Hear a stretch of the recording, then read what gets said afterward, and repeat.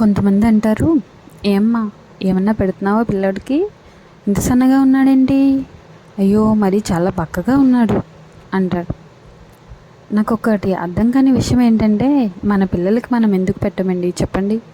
మనం ఎంత కష్టపడి తినిపిస్తామో వాళ్ళకి, వాళ్ళు కొంచెం కూడా తినరు. వాళ్ళు తినలేదని మళ్ళీ తర్వాత ఫీల్ అయ్యేది కూడా మనమే. అది కొంతమందికి తెలియదు.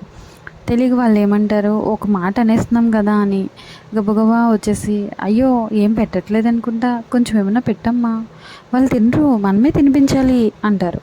వాళ్ళు తినరన్న విషయం మనకి తెలుసు, మనం ఎంత వెంటపడి తినిపిస్తామా అన్న విషయం వాళ్ళకి తెలియదు.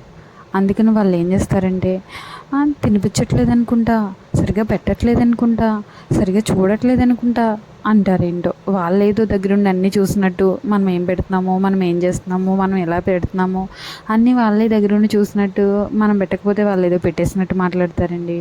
అసలు మీకు కూడా